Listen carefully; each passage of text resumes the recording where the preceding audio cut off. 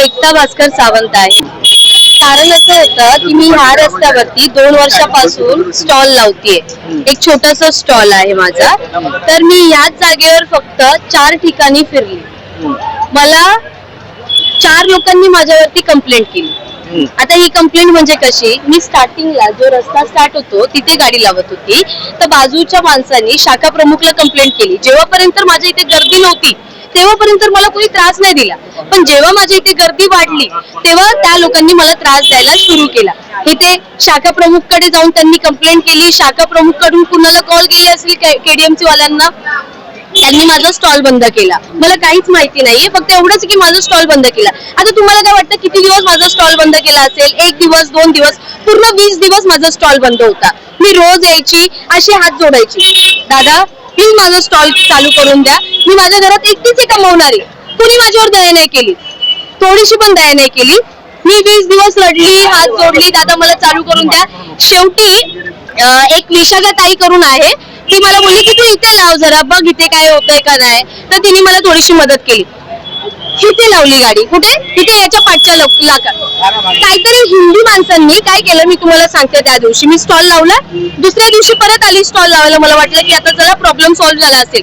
त्या हिंदी माणसांनी काय केलं, मराठीवाले जे ऑटोवाले, जे मराठीमध्ये हिंदी असतात, कळलं ना तुम्हाला, त्यांनी काय केलं, ऑटोवाले आले, 200-300 ऑटोवाले आले. किती?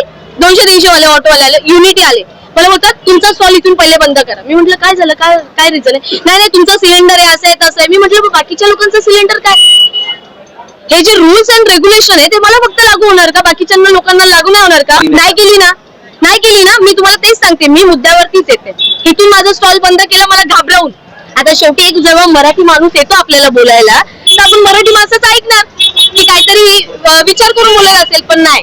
कुणी कंप्लेंट केली? हिंदी माणसांनी कंप्लेंट केली. ऍक्शन कुणी घेतली? मराठी माणसांनी, ऑटोवाल्यांनी. संपली गोष्ट इथे. परत मग तिथून मी इथे आली. तुम्हाला काय वाटतं, रस्त्यावरती लोक पैसे घेत नाही? लोक पैसे नाही घेत. करप्शन तुम्हाला माहिती कुठे चाललंय? हे बघा, मी पालिकेला स्वतः बोलत होती की मला एवढा त्रास देण्यापेक्षा 20 दिवस बंद धंदा ठेवण्यापेक्षा, दिवाळी आपण काय विचार करतो दिवाळीला, की घरात माझा पैसा आला पाहिजे. माझा धंदा बंद केलाय ताई, माझी काय हालत झाली असेल? माझी मम्मी रडत होती, माझी काय हालत झाली असेल विचार करा.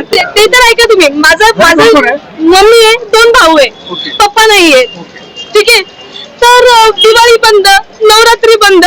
रवींद्र चव्हाण सरांच्या ऑफिसला गेली, पण ते काय भेटले नाही, कारण की त्यांचं नमो काय ते त्यांचं चालू होतं. माझं म्हणणं काय, मला काय बोलले, परवा मी जेव्हा गेली 2 दिवसापूर्वी जे गेली मी वॉर्ड ऑफिसरकडे, तर मला वॉर्ड ऑफिसर काय बोलतो की 150 मीटरच्या आत कुणी गाडी नाही लावायची. 150 मीटरच्या आत कुणी गाडी नाही लावायची. सिलेंडर आहे तुमच्याकडे, स्फोट झाला. मी काय म्हंटल, माझ्या बाजूला फ्रँकीवाला आहे, त्याच्या बाजूला शोरमावाला आहे, हिचा 2 वडापाववाले आहेत, फ्रँकीचे 2 गॅस चालतात. हे कुठून आले? स्फोट माझ्याच इथे होईल. मला दादा आले, दादानी खरंच मला खूप मदत केली. अविनाश जाधव जे आहे ते आमच्यासारख्या माणसांसाठी उभे राहणार आहेत. दादा बघा, माझ्याकडे पैसे नाहीयेत की टपरी मी लगेच उभं करेल. मला कुठून तरी लोन घ्यावं लागेल, कर्ज घ्यावं लागेल, मग मी टपरी उभी करेल आणि मी टाकेल. मी पालिकेला बोलत होती, जेव्हा जे केडीएमसी वाले येत होते, मी त्यांना बोलत होती की माझ्याकडून तुम्ही पावती घ्या, जसं बाकीच्या लोकांकडून घेतात, जेणेकरून मला त्रास नाही होणार. तर ते बोलले नाही, तुझ्याकडून पावती नाही घेणार, तू आज पावती देशील, उद्या माईकवर बोलून दाखवशील, मग ही भीती दाखवली मला. बघा, पैसे घेतात, ज्यांचे मी नाव नाही सांगणार, सर्वांचे पोट आहेत. माझं लास्ट म्हणणं काय आहे माझं, हे जे सर्व जे कमवतात ना, हे लोक जे सर्व जे कमवताय ना, सर्व बिनधास्त कमवा, सर्वांना पोट आहे, तुम्ही करा. पण जर आमचा महाराष्ट्र आहे, पहिला हक्क आमचा आहे. जर आम्ही कमवत असेल ना, तर आम्हाला पाठी खेचू नका. यांना चिकनचा वास येतो, या गुजराती लोकांना चिकनचा वास येतो की चिकन विकते. यांना हे नाही कळलं की मुंबईमध्ये येणार तर तुम्हाला पैसे